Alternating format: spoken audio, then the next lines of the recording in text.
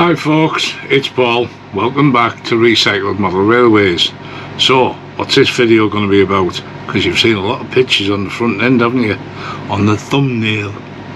Let's get on with it, see where we're going. The entire thing.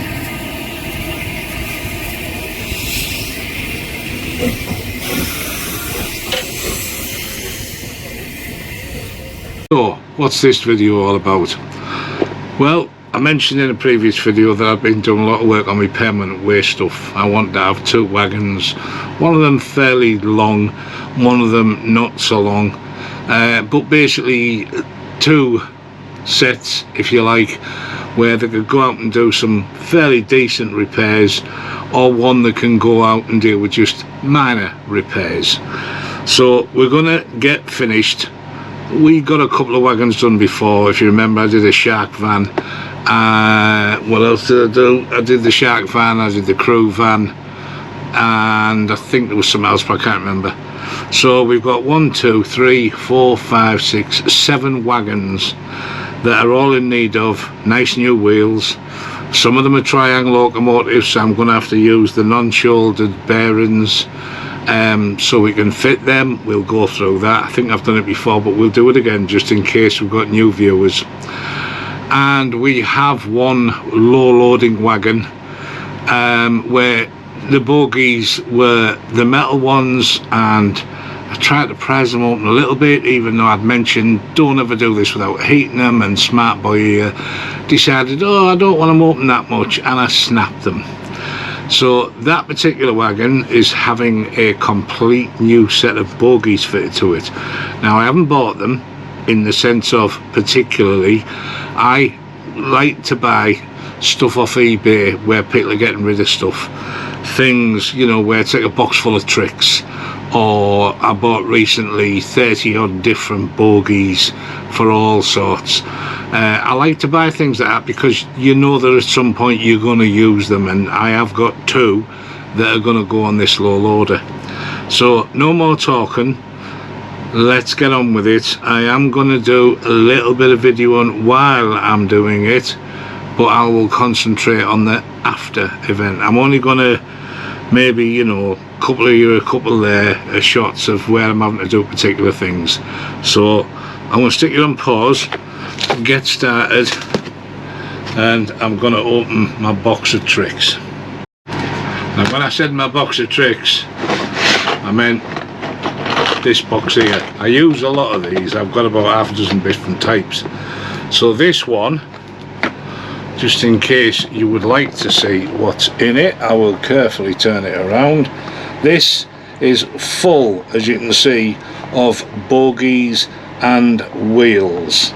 Now, the wheels you see are all brand new wheels. These are all my couplings. So I've got NEM pockets, I've got knuckle couplings, I've got my favourite Porterhouse Engineering couplings that are jointed. Love them things, think they're absolutely brilliant. More of them, more NEMs. Bearings for when we're doing triangle to Hornby wheel, you need these to go in there. I've got my back-to-back gauge in here. Wheels, bogies, wheels, and some very, very small bogies in this one. I suggest, or I guess I should say, these are from a HO vehicle, fairly certain, but they usually will fit on a 00 track. The only thing is they are very low to the ground, so these might be a case of suck it and see whether we use them, but you never know. These particular boxes I think I bought from Amazon, in case you are interested. They were not very expensive. Please don't ask me to tell you how expensive, because I bought them ages ago and I really can't remember.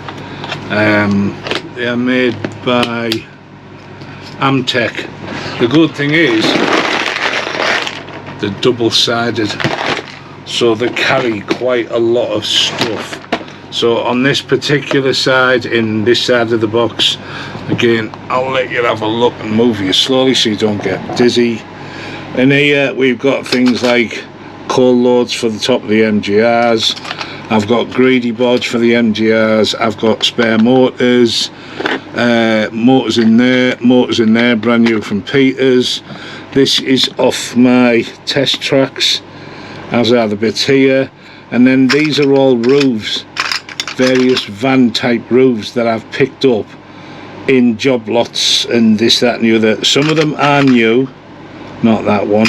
I have got a couple of new ones, but I think they got used on my fish vans, which is another project I need to finish. So we'll just put you back there a minute.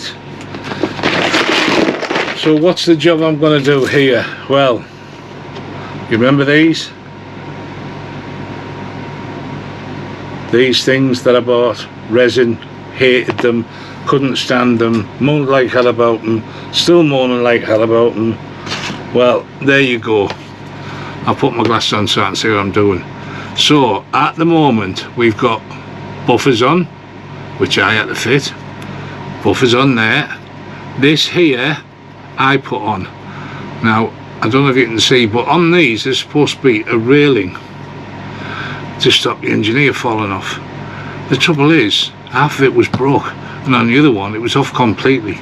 So all I've done is use a little bit of plastic card, as you can see, a couple of pieces of Plastruct with like an L-shaped angle iron, run them down so it looks like a support. This part here with the operating wheels, all of that was gone, just gone. So what we did was we put some down pieces of straight plastic. I put a half round over them so that it gives an angle, and on the top of the angle is where I mounted the 3 operating wheels. So the wheels were from just a brass set, because when the guy sent me these, he sent me 3 wheels for 2 trucks. Well, that's stupid. It has 3 wheels on each truck, so we should have had more. So these are off a brass fret that I bought, can't remember where from, but it was just full of different sizes of hand wheels. So on the fret they were sprayed white, and then I can just stick them on as and when I need them. As you can see, they've got a ballast load inside them. It's mostly sponge underneath that, and then I just spread some ballast on the top. And I had some stuff called Ballast Magic, which I thought was brill, and then I realised, well, what exactly would be in Ballast Magic? I presumed it was 50% PVA and 50% water. Do you know what? I was right, it is. So now I kept the bottles, but now I make my own up instead. And I know that's not great news to everybody, because lots of people probably already do it, but I just realised how easy it is to get suckered into buying something. I bought it at the time for that little scenery item I have where I can test the trains, and it's got like a backboard to it. I bought it to put the ballast on with that, because I thought, oh, that'll be nice and quick. Yeah, it was expensive stuff, but I now know that I don't need it. I can make me bloody own. So there you go. Don't buy any fancy ballast rubbish. 50% water, 50% PVA. Spray this first with warm soapy water, let it soak, put your ballast in, spray it again, and then get your glue over the top, and nothing come out of this, nothing. It's set solid. So what have I got to do to this? Right, I've got to put wheels in. You can see there's no wheels, there's no coupling points, they've got to go on yet. I'm going to need some transfers, and then when I've done all that, it's all going to get sprayed in matte varnish, because at the moment it's too shiny and new looking, so it will all get, you know, knocked down. So this is a fairly easy job, this one. It's wheels straight in, no faffing about. What was the other thing I had to do to this? Oh yeah, sorry folks, I'm just remembering. So at the end of these, I don't know whether you'll see it, there's in there at the front, about there, there's a little round barrel which I presume is either some sort of brake release mechanism, air pot, I don't know. It wasn't even on this one, it was on the other one. So we had to fabricate. What did I use? Well, my kids use these really hefty drinking straws. They're only made of plastic, and they're not plastic, cardboard actually, about the size of what you get out of McDonald's these days. So I ordered a pack of them off Amazon for about 99 pence or something daft like that. Thought I'll find a use for them. There you go. I cut one, I glued it in, and then I filled it full of Humbrol model filler, flattened it all off, let it dry, give it a little bit of a touch here and there, painted it. Who's gonna know? No one. No one's gonna know, but at least it looks right. So again, look for ways of doing things cheaply. So all I'm going to do with them is pop the wheels on so I can get my height on the track, and then I can figure out where the pockets need to go. Hopefully I won't have to build up. Sometimes you've got to add plastic on, you know, under your frame to get the right, pardon me, to get the right height. Sometimes they'll go straight on. If I hit a snag with these where I have got to adjust and I can't just whack the NEM pocket on, then I'll bring you back in. If not, you'll see them again at the end of this video when they're sitting with all the badges on and they've been sprayed and the wheels are on, you get the point. So I'm not going to bore you putting these wheels on the video. There's no point. Everyone knows how to put a wheel on. We'll be back. Started this video a couple of times finishing the what I used to call the permanent way set, but we're now going to call it the civil engineer set. The problem I've discovered, I have a couple of books my wife bought me about civil engineers, and learned that all of this would fall under their department. They would use X stock, convert what they needed to for their uses, and in 1964 it was all painted olive green. So unfortunately for me, I'd already painted it all in bauxite. So this and this were finished and transferred up. They've now had to come back out and be repainted. So as you see it now, everything has been thrown, had green, olive green thrown over it. And in case you're wondering, that's it there from Rail Match, and it's 234 Engineers Olive. I found it not hard, but surprising that there wasn't many people carried the colour. I can't remember who I got it off eventually, but anyway, so what have we managed to achieve so far apart from having to repaint it? Everything you're looking at here is had to have new wheels fitted, basically because all the wheels were either plastic or garbage, one of the two. Now a lot of it has been very easy to do. It's one set of wheels out, another set of wheels in. But there are differences between Hornby, Triang, Lima, and I actually have a Graffar wagon. I think it's that one. In how wheels fit, length of axle, so on and so forth. So these Limas here, the ones you see with the shiny interior, they should have been a straight swap out, but they weren't. I'm not sure why, but basically what I had to do to get them to fit is, I don't know if you'll be able to see this, but I cut a little tiny V on either side of the axle box so that the pointed end of the wheel could slide in, because if I hadn't done that, I'd have bust the plastic axles either side completely trying to fit them. I mean, they do run well. They're covered in paint at the minute, so they're not running that well, but they do move, they do run. But it was unexpected to have to mess about that much with it, but it's done. So they've got done. Hornby, as I said, straight swap over. Triang, you have got no choice because their axles are really long. You've got no choice but to put bearings in, and you kind of got to push the bearings in from sort of each side till they get to a point where the bearings touching the axles but not jamming it up, and then backfill it or glue it or whatever you're going to do with it to secure them where they need to be. because your Hornby wheels just won't fit. There is another walk around alternative if you do not want to have to mess about with possibly drilling holes out and such like, and I think I did it on, not that one, I'm sure one of these had a problem. Oh no, they both did.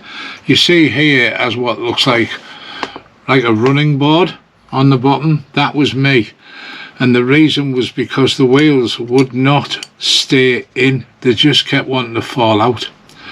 So what I did was I've used some 3-sided Plastruct and run it on the bottom, so from the side it gives the impression that it's just a skirt protecting the bottom, but it's actually there to hold the wheels in.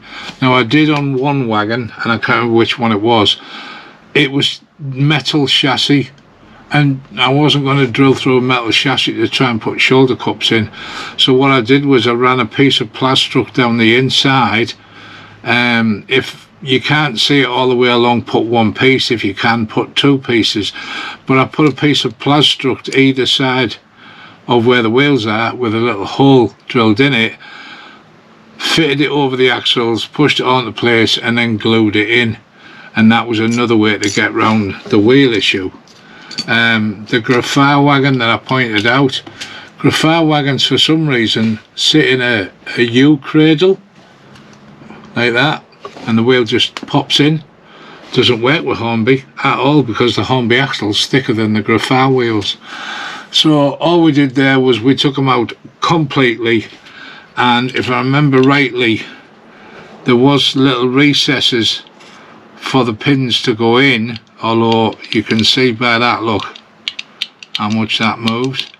They were quite large, but once I got the wheels in, you sit the truck down, it seems to be fine. The buffer height is correct even though the wheels move up. So there you go. If you've got a wheel problem, there's a way around it. Lima, like I said, cut a V to drop the spokes in, but don't cut a big V or they'll fall out. Triang, its shoulders or plastic hard on the axles, and with the Graphar, that was just lucky. Cut the holders off and it went in. So as you're looking at them at the moment, it's a shame because they were nearly finished. They've all had a coat of green, all of them, so it's kind of spoilt things because some of these were fully finished. But they've all had NEM pockets as well. Now I watched, I think it's Double O Bill a few days ago, and he had some, I think it was coaches, or it might have been a DMU actually, and he was just gluing his magnetic couplers to the coach. Now I've got no issues with that. My only concern I have is if you don't keep it in a rake. Now obviously a DMU you should be, but if you don't keep it in a rake, then that may not marry up with anything else. So everything that I have here has sat against this. It's a Simboa NEM pocket height gauge, and it simply sits on your track. You roll your wagon up and then you've got to figure out where's your NEM pocket got to go, what does it need to have done to it so that it will go exactly where you want. In other words, when any of these go to match anything I'll have, the NEM pocket or the coupler will be at the correct height for everything else on the rail. Now it is a ball ache, don't get me wrong, because some of them are fantastic.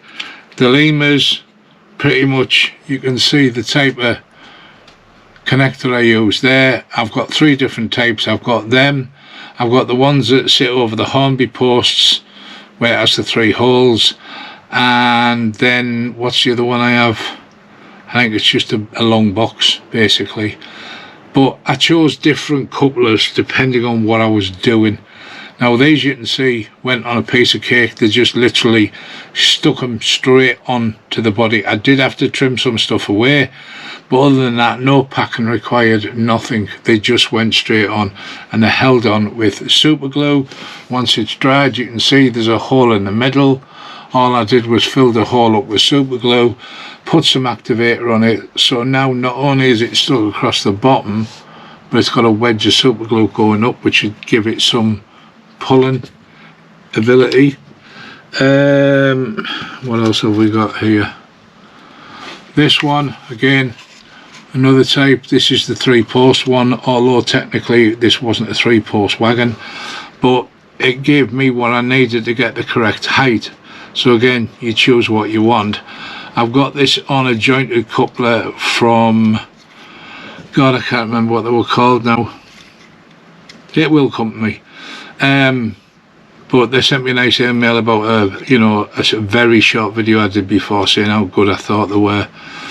But yeah, they're brilliant little things. I choose to put them on wagons that are longer than normal and only have just a fixed bogie. I think it just makes it easier for it to turn the corner.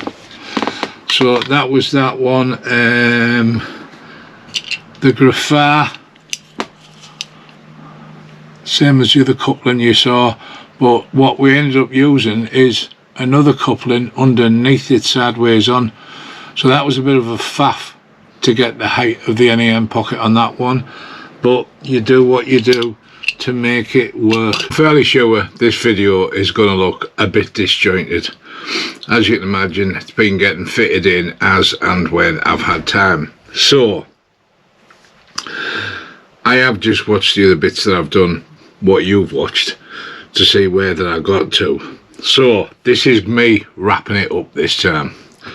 So you saw on the thumbnail picture the 3 books in the background.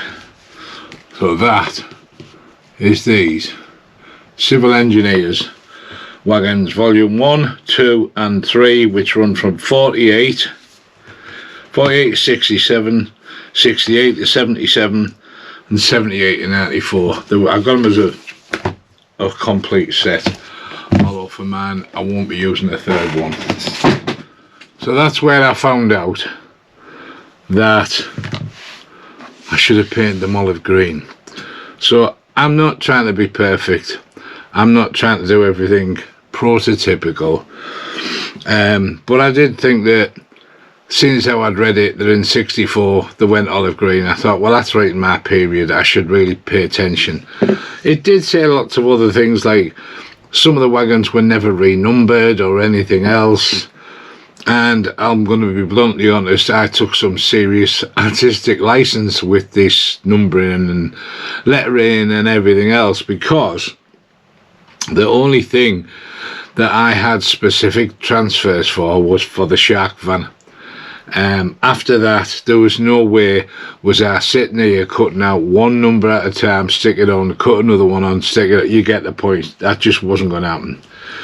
So I have literally used whatever lettering sequences I can find in an effort to make them look a little better.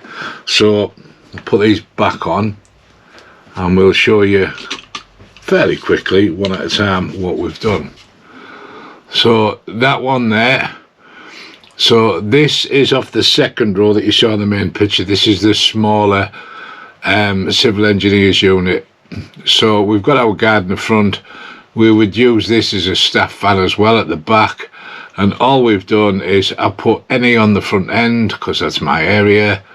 Breakdown unit, yeah, it's a bit of a mick take, but it'll do. It's got guard written on it, it has a number, it's got its electric flashes, so it works for me. It needs a couple of lights put on the back, but these now are going to get wrapped up and put into storage, so I'm not putting fiddly little bits like lights on them, although they are on the Shark van. I'm not going to do it that one. My crane unit, this is now got equipment unit on it, so that was a bit of a botch of a couple of different lettering packs I had. It's got data panels on it, the JCB unit, everything on there is made by me in one way, shape or form. I noticed when I was watching Tim's Bits and Pieces a few weeks ago, he's got one of these as well. But yeah, that was that one finished, so that's another out the way. Then we've got 3 of these Lima trucks that I bought at a show recently, and I did say I was going to put some soil in them. So we've had the soil. Its main purpose is to cover up the weights in the bottom, because these were very, very light trucks.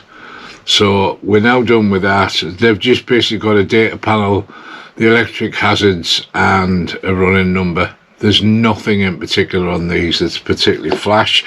I'm not going to show you all three. Well, I'll show you one more, only because it's a little bit of a funny story. So this one, same as the rest. However, not long after I put my soil in, as some of you are aware, the cat tends to walk in and out the window and around my display, and she's put her foot in here, which left a big hole. And I thought, right, I'll just get the soil back out and fill it up. But at the same time, I had this sanding attachment off a Dremel that was just sitting on my desk. So I quickly sprayed it grey and glued it in, on the basis of, could you argue the point that that might be maybe like a concrete pipe, like the, you know, it's run under the track for use for water to be run away so it doesn't pool up. Who knows? But I just thought it was a nice neat little trick. Shove a lump of that in there, which the JCB would load or unload as may be. But yeah, so that's three of them. And then the last piece was this, which is really old. I did this years ago. There is a video somewhere on here showing you when I made this, but it's been repainted. It's had numbers, it's had data panels, etc. And you will notice, I'm sure, that since the last part of the video, everything has been weathered. So the shark fan brought back in its green. I have again took some artistic license. 51L, my area code for Thornaby. The staff riding cum tools van that was done before had a repaint. It had the steel doors redone. I redid the roof, and then I weathered it, not as heavily this time. I know it's like meant to be an old coach that was turned around, but hey ho. And as mentioned before, because it's a longer fixed bogie, it's got the Porterhouse engineering on the end, as did my one with the JCB and another one that's coming up. Right, these three trucks that I hated last time I showed you on camera, they were black. They're now olive green. Apparently the general painting scheme was black chassis, green, olive green for the rest. We did find some stickers with mackerel written on, so we have got mackerel on there. I don't know what they were, but they're all done, dusted, so I won't bother showing you the other one because it's exactly the same. My little graphite truck, this is the one I had to carry on with the wheels. It's just there carrying sleepers, bit of chain to show that they're chained down. The two cranes, you've seen the cranes before. Green, there wasn't a lot to do green because I wanted the main structure of the cab to still be black. So it's kind of just the basics. You don't see a lot down here because I've got an awful lot of heavy weathering on it. So we have two cranes. I won't show you the one because there's no point. And then this is the rail carrier, which I've just noticed has got a sleeper sliding about. But that was the rail carrier again, painted green and then weathered up from there. So I've finally finished them. Hooray! I didn't click that one in properly and the bogie fell off. Right, so I need to get down because my tripod's broke and I forgot to get another one. So, finally done. Finally. There was a lot to take in there. I mean, 1, 2, 3, 4, 5, 6, 7, 8, 9, 10, 11, 12, 14 wagons. Maybe next time I might not try and do as many. I'm going to find that difficult when I have 10 of this and 10 of that and 20 of these, but anyway. So they're finally done and dusted. If you're interested at all about my weathering, there is no sense, rhyme, reason or anything else with mine. I just put it on and I do what I think looks good to, if I'm honest. But I have got a weathering video way back in the catalogue where I did a triangent, if I remember rightly. Graham Folston said put a video on about your weathering because it's quite clever. So if you're interested in the weathering side, have a look on that. And we're now going to move, well, I've already moved on to my next project. I've done a little bit of messing around, done some reorganising again. My display stand that you sometimes see a shot of now has lights on it, and I've added a little bit more foliage and a few bits of scrap items just to make it look presentable. It does sit right in front of me desk, so it's something to look at. But my next project's already underway, much simpler this time. So I've got 2 locos that I'm working on, one of which has probably been painted at least 3 times now, and every time I've painted I don't like it and I strip it and start again. So it's had to have a little bit of a major repair, but we'll discuss that in that video. But the main one I'm focusing on is a private owner loco. So I'm doing a job on an 040, and I know 00 Bill's already done this, so I'm not trying to say look what I've done, because he's already got there. But I'm going to make the little wagon behind it being there for to supply extra coal, and we're going to make all the 4 wheels on that pickups as well. I have already begun to modify the loco somewhat, and its little trailer. Not a lot, but I've done some adding on with regards to the loco. So it's just a standard 040 that would not, I think I've mentioned it before somewhere, that I got it in a job lot, no motor, but everything else is there. So that will probably be the next one, because I do want to get that finished quickly. Private owner loco, and it's going to be part of, I like to make some of my stuff names of the family.